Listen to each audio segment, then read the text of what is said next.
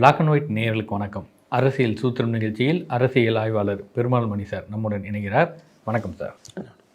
ஜனநாயகன் படம் ஒரு பொங்கலுக்கு முன்னாடியே ரிலீஸ் ஆகக்கூடியது, பொங்கல் கடந்து விட்டது, இன்னைக்கு வழக்கு நீதிமன்றத்தில் போயிட்டுருக்கு. என்ன இந்த சர்ச்சை? ஒரு படம் ரிலீஸ் பண்ணுறது கூட விஜய்க்கு இவ்வளோ சர்ச்சை சுற்றி நடக்குதுன்னா இதுக்கு முன்னாடியெல்லாம் இந்த அளவுக்கு பிரச்சனை இல்லையே.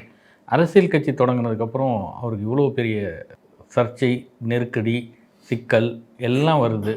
என்ன காரணம்? ஆனால் அது குறித்து விஜய் வாயே திறக்கலன்ற விமர்சனம் ஜனநாயகன் படத்தை விட பாப்புலராக போயிட்டுருக்குது. அதாவது நீங்கள் தன்னியல்பாக நடக்கக்கூடிய ஒவ்வொரு சம்பவங்களையும் இணைத்து பார்க்குறீங்களோ அப்படின்னு தான் தோணுது. ஏன்னா அவர் அரசியல் கட்சி ஆரம்பித்து நீண்ட காலம் ஆகிவிட்டது. அரசியல் கட்சியை ஆரம்பித்து அவர் இந்த தேர்தலை மையமாக வைத்து மிக தீவிரமாக களமாடுவதே நம் முடிவெடுத்து மிக தீவிரமாக செயல்பட்டு கொண்டிருக்கிறார். இந்த சூழ்நிலையில் ஒரு திரைப்படத்துக்கு ஒரு சிபிஎஃப்சியில் ஒரு பிரச்சனை வர்றதோ அல்லது சான்றிதழ் சம்பந்தமான குளறுபடிகள் நடப்பதோ ஒரு திரைப்படத்துக்கு இது முதன் முறை இல்லைல்ல. இதற்கு முன்னால் பல முறை நடந்திருக்கு. ஐயா விஜய் அவர்களுடைய படத்துக்கே கூட அந்த மாதிரியெல்லாம் நடந்திருக்கு. ஆனால் இப்போ அரசியல் கட்சி ஆரம்பிக்கப்பட்ட காரணத்தினால அதற்கு ஒரு நோக்கம் அல்லது இது உள்ளே இப்படி இருக்குமோ அப்படி இருக்குமோன்ற மாதிரியான ஊகங்கள் கிளம்புறது ரொம்ப இயல்பானது தான் நான் நினைக்கிறேன். ஆனால் அவங்க அதை சட்டப்பூர்வமாக அணுகிறாங்க. இன்றைக்கு வழக்கு உச்சநீதிமன்றத்துக்கு போய் உச்சநீதிமன்றத்தினுடைய உத்தரவோட அடிப்படையில் இன்றைக்கு உயர்நீதிமன்றத்திலேயே முறையாக நடந்து கொண்டு இருக்கிறது. ஆக அந்த அடிப்படையில் பார்க்குற பொழுது ஜனநாயகன் பிரச்சனையை அந்த படக்குழு தனியாக கையாளுது.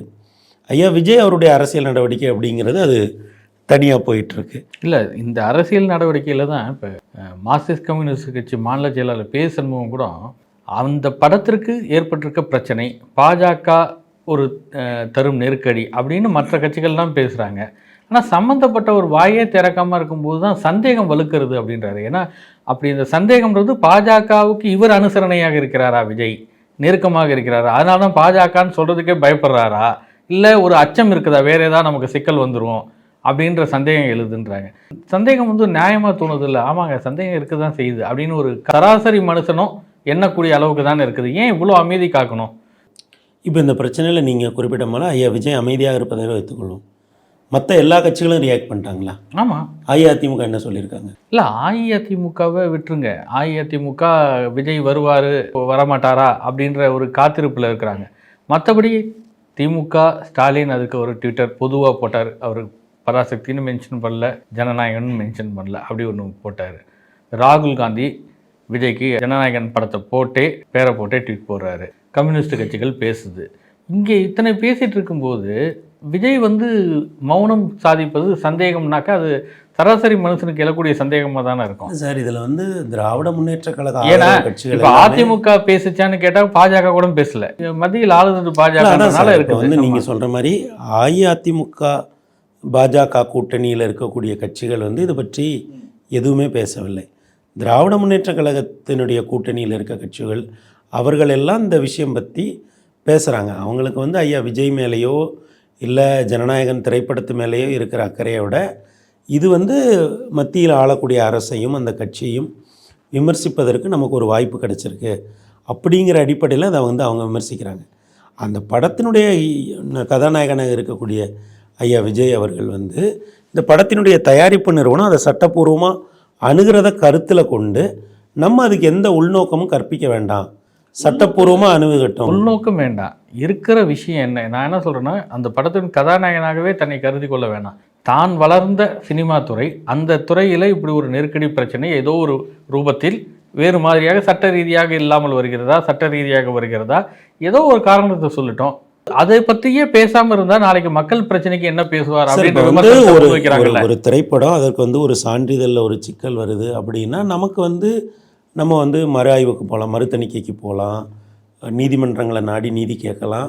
இப்படி பல ஆப்ஷன் இருக்குது சார். அவங்க அதில் ஒரு ஆப்ஷனை எக்ஸ்ப்ளோர் பண்ணி இன்றைக்கு வழக்கு தனி நீதிபதி, அப்புறம் 2 நீதிபதிகள் அமர்வு, அப்புறம் உச்ச நீதிமன்றம், இப்போ திரும்ப சென்னை உயர்நீதிமன்றத்துக்கே வந்திருக்கு சார். அப்போ அந்த ப்ராசஸில் இருக்கும்போது ஏன் அதற்கு கூடுதலாக இந்த சம்பவத்துக்கு முன்னாடி இவங்க தான் இருக்காங்க, அவங்க தான் இருக்காங்க, இதுக்கு இப்படி ஒரு காரணம் இருக்கும், அப்படி ஒரு ஏன் நம்ம ஊகமாக நம்ம ஏன் பேசணும் சார்? இல்லை ஊகமாக இல்லை. இப்போ விஜய் மீது வைக்கப்படக்கூடிய விமர்சனங்களோ, தொலைக்காட்சிகளில் பத்திரிகையாளர்கள், அரசியல் விமர்சகர்கள் வைக்கக்கூடிய விமர்சனங்களும் என்னென்னா, விஜய் எல்லாத்துக்குமே வாயை திறக்க மாட்டேன்றாரு, எதுக்குமே கருத்து சொல்கிறது இல்லை, திருப்பரங்குன்ற விஷயத்துக்கும் ரியாக்டே பண்ணல அப்படின்றது தான். அது மாதிரி ஒவ்வொரு சம்பவங்கள், இப்போ டிசம்பர் மாதம் 18ஆம் தேதி ஈரோட்டில் நடந்த பொதுக்கூட்டத்திற்கு பின்னர் இந்த 1 மாத காலத்திற்கு மேல் அவர் எத்தனையோ பிரச்சனைகள் நடந்திருக்குது, ஒரு பிரச்சனை கூட அவர் ரியாக்ட் பண்ணல அப்படின்னு பத்திரிகையாளர் தராஷியாம் சார் அன்னைக்கு ஒரு தொலைக்காட்சி பேட்டியில் சொல்கிறார். இப்போ இந்த மாதிரியான விமர்சனங்கள் இருக்குதுல்ல, இது மக்களிடத்தில் எப்படி போய் சென்றடையும்? அதாவது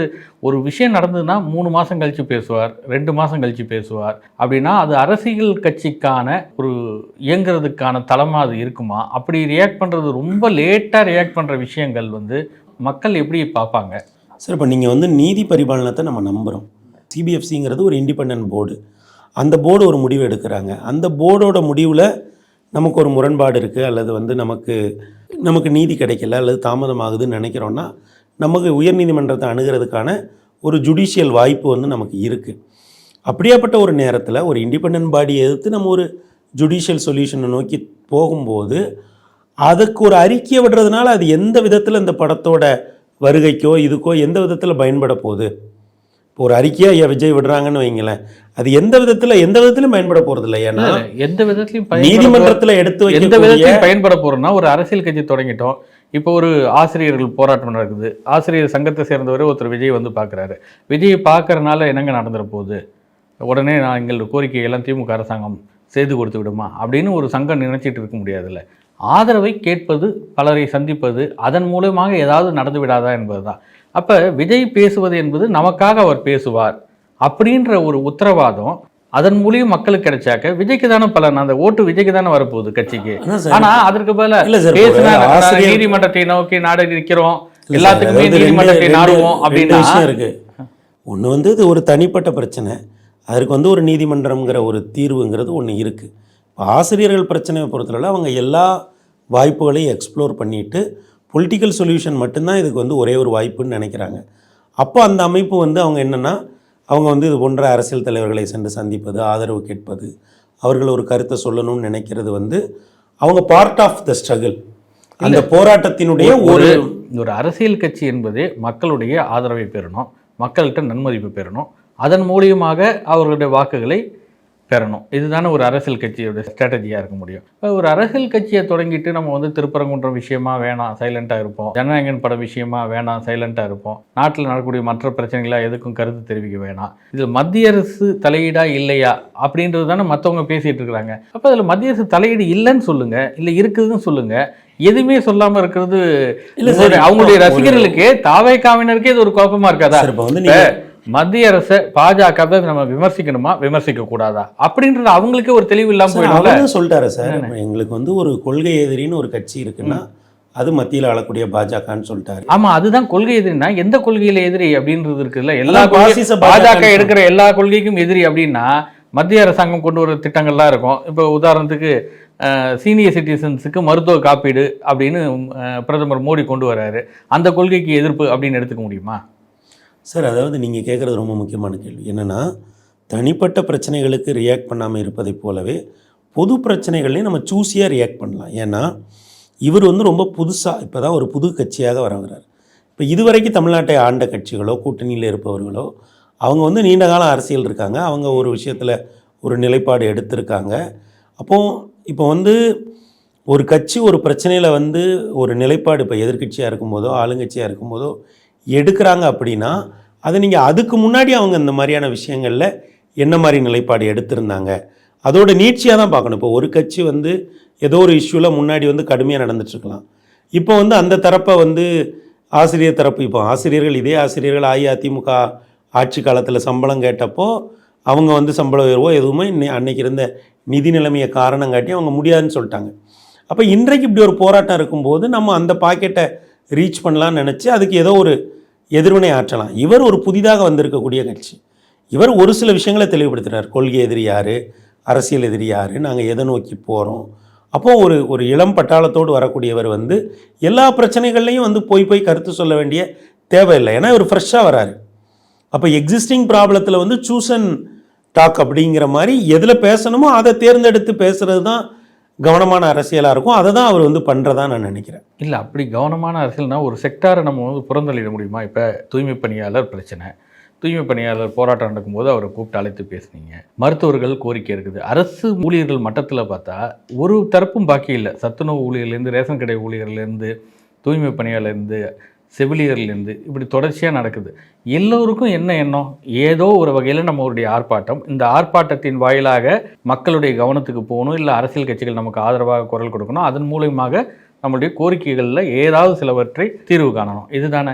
அப்போ அந்த இடத்துல புதிதாக வந்திருக்கக்கூடிய கட்சி, இப்போ அதிமுக சொன்னால் கூட இந்த ஆர்ப்பாட்டத்தில் இருக்கக்கூடிய அரசு ஊழியர்கள், பல்வேறு துறைகளில் பணியாற்றவங்களுக்கு நம்பிக்கை வருவதற்கு சாத்தியங்கள் குறைவு. ஏன்னா காரணம், ஏற்கனவே ஆண்ட கட்சி, அப்போ நீங்கள் ஆண்ட போது என்ன கொடுத்தீங்க அப்படின்ற அந்த எண்ணம் வரும்.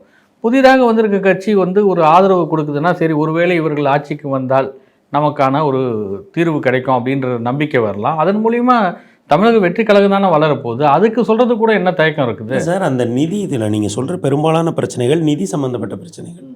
அந்த நிதி சம்மந்தப்பட்ட ஃபைனான்ஸ் மேனேஜ்மெண்ட்டில் வந்து, அல்லது அரசினுடைய செலவு, நிதி வருவாய், இது பற்றியெல்லாம் அவருக்கு ஒரு பார்வை இருக்கலாம். இல்லை, அப்படி பார்வை இருந்தால் இப்போ அதிமுக முன்னாள் அமைச்சர் டிவி சண்முகம் விமர்சனம் பண்ணுறாரு. கார் கொடுக்குறேன், பங்களா கொடுக்குறேன், வீடு கொடுக்குறேன், இதெல்லாம் பேசிக்கிட்டு புதுசாக வரவங்கலாம் வராங்க, அதெல்லாம் அமெரிக்காவில் ட்ரம்ப்பால் கூட கொடுக்க முடியாது அப்படின்னு பேசுகிறாரு. அப்போ நிதி பற்றிய ஒரு புரிதல் இருக்குது, பார்வை இருக்குது அப்படின்னு சொன்னால் கார் பங்களா கொடுக்குறேன்றது பேசுகிறது சாதாரண விஷயம் இல்லை. ஆனால் இது ஊழியர்கள் சார்ந்த பிரச்சனைகள் நீண்ட நெடிய நாளாக போயிட்டு இருக்கிறது. இந்த விஷயத்தில் ஒரு ஆதரவு குரல் வரல, ஆதரவு குரல் இங்கேருந்து வரும்னு எதிர்பார்த்து கொண்டிருக்கிற நேரத்தில் கூட வரலன்னா எப்படி தமிழக வெற்றி கழகத்திற்கு ஆதரவு கிடைக்கும்? ஆளுக்கு ஒரு வீடு அப்படிங்கிறது மத்திய அரசினுடைய திட்டங்களில் ரொம்ப முக்கியமான ஒரு திட்டம். ஆளுக்கு ஒரு வீடு இருக்கணும், அதை நோக்கி நம்ம போகிறோம். அவங்க ஒரு குறிப்பிட்ட காலகட்டம் 2047க்குள்ளே நம்ம வந்து ஆளுக்கு ஒரு வீடு அப்படிங்கிற டார்கெட்டை அச்சீவ் பண்ணிடணும்னு அவங்க நினைக்கிறாங்க. அப்போ இந்த வீடு தருவேன் கொடுப்பேன்னு சொல்கிறதோ, இல்லை வீடு கட்டுறதுக்கே பல திட்டங்கள் இருக்குது. இப்போ மத்திய அரசுலேயே கூட ஒரு வீடு கட்டுறதுக்கு ஒரு குறிப்பிட்ட அளவுக்கு நிதி கொடுக்குறாங்க. அந்த மாதிரி ஒரு வீடை வந்து ஒருத்தருக்கு கொடுக்கணும், அதுக்கு நம்ம எந்த அளவுக்கு உதவ முடியும் அப்படிங்கிறதுக்கு அரசு தொடர்ந்து ஒரு வெவ்வேறு விதத்தில் வெவ்வேறு கணக்குகளை போட்டு உழைத்து கொண்டே தான் இருக்கிறது. அப்போ அதோட ஒரு பார்வையாக தான் ஐயா விஜய் அவர்கள் வந்து இந்த மாதிரி வீடு அப்படின்னு சொன்னதை நம்ம பார்க்கணும். இப்போ ஆளுக்கு ஒரு ஸ்கூட்டி, ஆளுக்கு ஒரு டூ வீலருங்கிறது ஏற்கனவே அம்மா சொன்னது தான், உங்களுக்கு தெரியாதில்ல. நீங்கள் அதில் முழுமையாக பக்கத்தில் இருந்திருக்கீங்க. அப்போ வந்து பெண்களுக்கு ஸ்கூட்டிங்கிறது அம்மாவோட கனவாக இருந்தது. ஒருவேளை அம்மா வந்து 2016 மறையாமல் இருந்திருந்தாங்கன்னா கூட இந்த 2021க்குள்ளே நிச்சயமாக அவங்க வந்து பெண்களுக்கு ஸ்கூட்டிங்கிற ஒன்றை வந்து சாத்தியப்படுத்தியிருப்பாங்கன்னே கூட சொல்லலாம். அப்போ இந்த வீட்டுக்கு ஒரு டூ வீலருங்கிற கனவை வந்து அம்மாவே கூட நிறைவேற்றியிருக்கலாம். ஆனால் அதற்கு பிறகு வந்த அரசுகளால் அதை வந்து நிறைவேற்ற முடியாமல் போச்சு. அதனால் ஐயா விஜய் சொல்கிறது ஒன்றும் சாத்தியம் இல்லாததோ, இல்லை தமிழ்நாட்டில் இதுக்கு முன்னாடி நடைமுறையில் இல்லாததோ இல்லை. அவர் இருக்கிறத கொஞ்சம் இன்னும் கூடுதலாக சொல்கிறார். இப்போ வந்து வேறு எந்த மாநிலத்தில் வந்து அரசு வந்து மிக்சி, கிரைண்டர், டிவி, ஃபேனு, இப்படி பல விஷயங்கள் அவங்க கொடுத்துருக்காங்க. அப்போ அப்படி பார்க்குற பொழுது இது வந்து அவருக்கு ஒரு கணக்கு இருக்கிறது. மக்களுக்கு நம்ம இதெல்லாம் செய்யணும், இப்படிலாம் செய்யணும் அப்படின்னு ஒரு கணக்கு இருக்குது. அந்த கணக்கினுடைய அடிப்படையில் தான் போராட தவிர அதை வந்து இப்போது இது ரெண்டையுமே நம்ம இணைச்சி தான் பார்க்க வேண்டியது இருக்குது. இப்போது பொருளாதார பெனிஃபிட்ஸ், எக்கனாமிக் பெனிஃபிட்ஸ் கேட்டு போராடக்கூடிய அரசு ஊழியர்கள் விஷயத்தில் அவர் காக்கிற மௌனம்ங்கிறது அவருக்கு ஒரு பார்வை இருக்கலாம், பொருளாதாரம் சார்ந்து அதிலிருந்து கூட வரலாம். அதே மாதிரி இந்த இலவசங்கள் பற்றி அவர் சொல்கிறது, இந்த மாதிரியான லட்சியவாதங்களை முன்வைக்கிறது அப்படிங்கிறது கூட அவருக்கு ஒரு புரிதல் இருந்திருக்கும் இல்லைங்களா? இதுக்கெல்லாம் நம்ம ப்ரையாரிட்டைஸ் பண்ணணும், அந்த புரிதல்லேருந்து கூட இருக்கலாம் இல்லையா? அதனால் எதையுமே அவர் இதுவரைக்கும் இந்த மண்ணில் சொல்லாத ஒன்றையும் அவர் சொல்லலை. அவரோட மொழி நடையில் சொல்கிறதுனால வந்து நமக்கு வந்து இப்போ ரொம்ப புதுசாக தெரியுது. இப்போ ஆளுக்கு ஒரு வீடு, வீட்டுக்கு ஒரு மரம் அப்படிங்கிற மாதிரிலாம் நம்ம இதிலேயே எழுதி போட்டிருந்தோம் இல்லைங்களா? பேருந்துகளெல்லாம் முன்னாடி இந்த மாதிரியான வாசகங்கள் இருக்கிறத நம்ம முன்னாடியே பார்த்துருக்கோம். அப்போ என்னென்னா ஒரு நகரமோ கிராமமோ ஒரு மனிதனுக்கு சொந்த வீடு இருக்கிறதுங்கிறது அவனுக்கு வந்து சிறகுகளை கொடுக்கும் அப்படிங்கிறது தான் உண்மை. அதை நோக்கி ஒரு அரசு போகிறதுல என்ன தப்பு இருக்குது? இல்லை, அரசு போகிறதுல தப்புன்னு யாரும் சொல்லலை. நிதி பற்றியான புரிதல் இருக்கிறதுனால அவர் யோசிக்கிறாருன்னு சொல்லும்போது சொல்கிறேன். இப்போ இது அதை விட இன்னும் கூடுதல் நிதி சுமை இல்லை. ஆனால் அதை நம்ம சொல்லும்போது ஏன் இதற்காக மௌனம் காக்கிறார் அப்படின்றது தான். இப்போ இன்னொரு விஷயம் என்னென்னா, கரூர் சம்பவம் தொடர்பாக சிபிஐ விசாரணை டெல்லிக்கு 2 முறை போனார். முதல் முறை போகும்போது எந்த தகவலும் இல்லை. விஜய் புறப்பட்டார், விஜய் டெல்லியை சென்றடைந்தார், விஜய் சிபிஐ அலுவலகத்திற்கு போனார், கருப்பு சட்டையுடன் வந்தது என்ன குறியீடு, இப்படியெல்லாம் சமூக வலைதளங்களில் ஆராய்ச்சிகள் அவங்கவுங்கள ஆய்வு கட்டுரைகளும் எழுதிட்டு இருந்தாங்க. ஆனால் 2வது முறை சிபிஐ விசாரணைக்கு போகும்போது ஏன் தாமதமாக வந்தீர்கள், வளைவுகள் அதிகமாக இருந்தது என்று விஜய் பதிலளித்தார். இப்படியெல்லாம் தகவல்கள் வருது. அங்கே கூட்ட நெரிசல் ஏற்பட்டது உங்களுக்கு தெரியுமா, நீங்கள் எப்போது உணர்ந்தீர்கள், இப்படியெல்லாம் கேள்வி கேட்கப்பட்டதுன்னெலாம் சொல்லும்போது, இன்னொரு பக்கம் விஜய் சிக்கி கொண்டார். விஜய் மாநாட்டிற்கு பணம் எங்கிருந்து வந்தது, விஜய்க்கு வெளிநாட்டிலிருந்து பல்வேறு இயக்கங்களிலிருந்து அமைப்புகளிலிருந்து பணம் வந்தது, எல்லாம் தெரிந்து விட்டது, அம்பலமாகிவிட்டது அப்படின்லாம் தகவல் வருது. இப்போ இதில் தேர்தலையே புறக்கணிக்க போகிறார் 2026 தேர்தலை விஜய் அப்படின்னு சொல்கிறாங்க. உண்மை என்ன சார்? இப்போ நீங்கள் சொல்கிறது எல்லாமே ஊகங்கள். ஏன்னா இது நேற்று பல்வேறு ஊடகங்களில் அவங்க எந்த ஆதாரமெல்லாம் போட்டுட்டு இருந்தாங்க. ஐயா தவேகாவினுடைய மிக முக்கிய நிர்வாகிகள் ஒருவராக இருக்கக்கூடிய நிர்மல்குமார் அவங்க இதை தெளிவுபடுத்தவே செஞ்சாங்க. நீங்கள் இந்த மாதிரி உங்கள் விருப்பம் போல் போடாதீங்க, ஏன்னா உள்ளே நடந்தது வேறு, நீங்கள் வெளியே வேறு மாதிரி செய்திகளை பரப்பாதீங்கன்னு ஒரு முடிஞ்சோடனே ஒரு பேட்டி கூட கொடுத்தாங்க. அப்போ அதை ஊடகங்கள் கணக்கில் எடுத்துக்கணும். இப்போது ஒரு விசாரணை அமைப்புக்குள்ளே நம்ம என்ன நடக்கு ஏது நடக்கு அப்படிங்கிறது யாரோ ஒரு சிலருக்கு தெரிய வரலாம். அதாவது நமக்கு எந்த ஒரு இன்வெஸ்டிகேஷன் ஏஜென்சியிலும் ரொம்ப பர்சனலாக ஒரு நபர் இருந்து அவரும் சரி சொல்லலான்னு நினச்சா நமக்கு தெரியும். இல்லைன்னா சார்ஜ் ஷீட் வந்தால் தான் ஐயா விஜய்கிட்ட என்ன கேட்டாங்க, அவரை எந்த மாதிரி இது பண்ணியிருக்காங்க அப்படிங்கிறது எல்லாமே தெரியும். அப்போ இந்த மாதிரி ஊகங்களுக்கெல்லாம் நம்ம பதில் சொல்லிகிட்டே இருந்தோன்னு வைங்களேன், ஒரு தலைவரோட எனர்ஜி, நேரம், இது எல்லாமே அதிலே போயிடும்.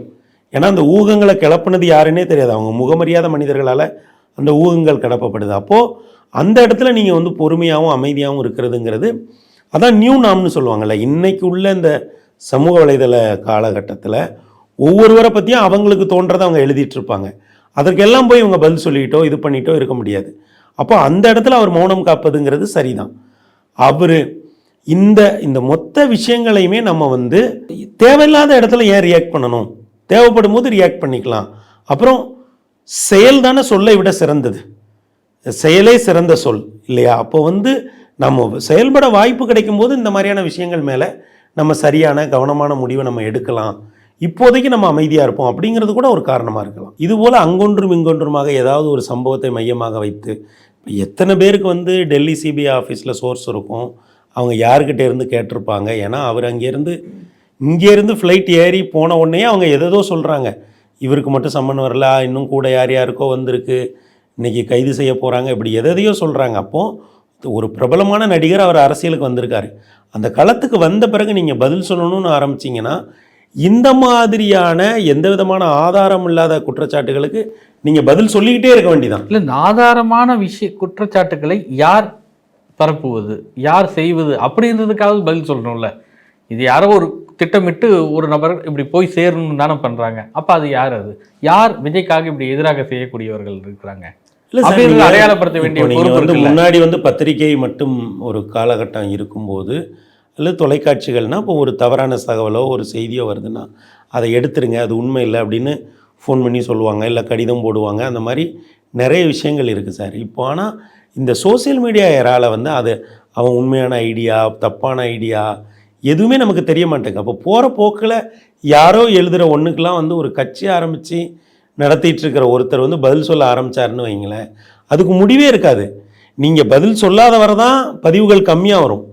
இப்போ நீங்கள் ஒரு இதுக்கு போய் அவர் பதில் சொல்ல ஆரம்பித்தாருன்னு வைங்க, அப்புறம் அடுத்தடுத்து இந்த ஊகங்கள் கிளம்பிக்கிட்டே தான் இருக்கும். அதனால் ஸ்ட்ராட்டஜிக்கலாக அவர் மௌனமாக இருக்கிறது சரிதான் அப்படின்னு நான் நினைக்கிறேன். தேர்ந்தெடுத்து ரியாக்ட் பண்ணால் போதுங்க. ஜனநாயகனுக்கு ஏன் விஜய் மௌனம் காக்கிறார், ஏன் திருப்பரங்குன்ற விஷயத்தில் மௌனம் காக்கிறார், ஏன் மற்ற விஷயங்களுக்கு கருத்து தெரிவிக்காமல் இருக்கிறார் அப்படின்லாம் அரசியல் கட்சிகள் சொல்லக்கூடிய விமர்சனம் எந்த வகையிலும் தமிழக வெற்றி கழகத்திற்கு பாதிப்பை உண்டாக்காது அப்படின்னு நம்புறீங்களா? ஐயா, இந்த மாதிரியான அறிக்கைகள் எல்லாமே சிம்பாலிக் இன் நேச்சர், ஒரு குறியீட்டு தன்மை உடையது தான்.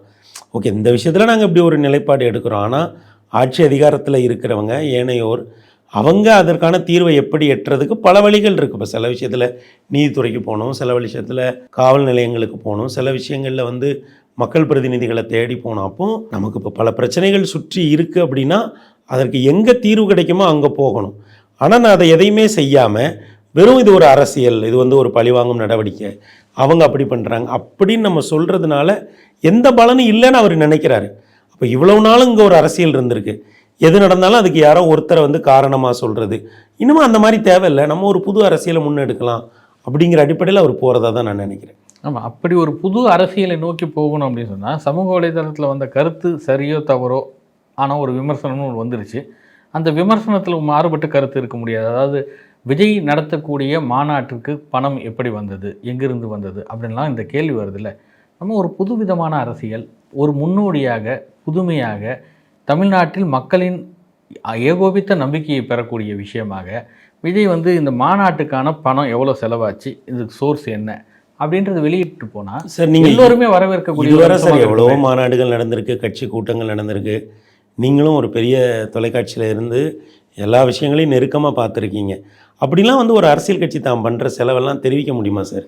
இல்லை, நான் சொல்வது ஒரு புதிதாக வந்திருக்கக்கூடிய கட்சி, லஞ்ச லாவணியத்தை எதிர்த்து நாங்கள் வரக்கூடிய கட்சி அப்படின்ற ஒரு விஷயத்துக்கு வரும்போது மக்களுக்கு நம்பிக்கையை ஏற்படுத்த திடமான இதை விட வேறு யார் செஞ்சிட முடியும்? ரெண்டாவது, வேறு எந்த கட்சியும் செய்யாத ஒரு விஷயம் இல்லை இது. அப்போ அதை செய்யும்போது அந்த கிரெடிட்டை விஜய் எடுத்துக்கிறார்ல. இல்லையா, அவர் நீங்கள் சொல்கிறது ஒரு யோசனை தான், ஒரு நல்ல ஆலோசனை தான். ஆனால் நம்ம அந்த மாதிரிலாம் செய்ய தேவையில்லை. நமக்கே ஒரு கரிஷ்மா இருக்குது. ஏன்னா பிராண்ட் ஏடிஎம்கேன்றது ஒரு பெரிய பிராண்டு, பிராண்ட் டிஎம்கேன்றது ஒரு பெரிய பிராண்ட். அப்போ அதுக்கு ஈக்குவலாக பிராண்ட் விஜய் தான் இருக்குது. அப்போ அவர் என்ன நினைக்கிறாரு, நம்ம எல்லா விஷயத்துலையும் பேச தேவையில்லை. நம்ம என்ன இப்போ தமிழ்நாட்டில் ஒரு கல்ச்சர் இருக்குது, எது நடந்தாலும் அரசியல் கட்சிகள் ஒரு அறிக்கை விடுறதோ அதை சுட்டி காட்டுறதோ நடந்துகிட்டே இருக்குது. அப்போ அந்த அளவுக்குலாம் நமக்கு தேவையில்லை. நம்ம அப்படியே அன்றாட பணிகளை பார்த்துட்டு போவோம். ஆட்சி அதிகாரம் வரும்போது அது வந்த பிறகு நம்ம அதை என்னவா நாம் எந்த மாதிரி பாதிக்கப்படணுமோ அந்த மாதிரி இன்னொரு மனுஷன் பாதிக்கப்படக்கூடாது அப்படிங்கிற மாதிரி இதை கொண்டு போகலாங்கிற எண்ணம் கூட ஒரு காரணமாக இருக்கலாம். ஏன்னா எல்லா விஷயத்துக்கும் போய் நாம் அரசியல் காரணம், இந்த மாதிரி நிர்வாக காரணம், இந்த மாதிரினா பெரும்பாலும் நம்ம இப்போ ஒரு தலைவரை குற்றம் சாட்டுறாருன்னா அது அரசியல் காரணத்தை சொல்லி தான் குற்றம் சாட்ட முடியும்.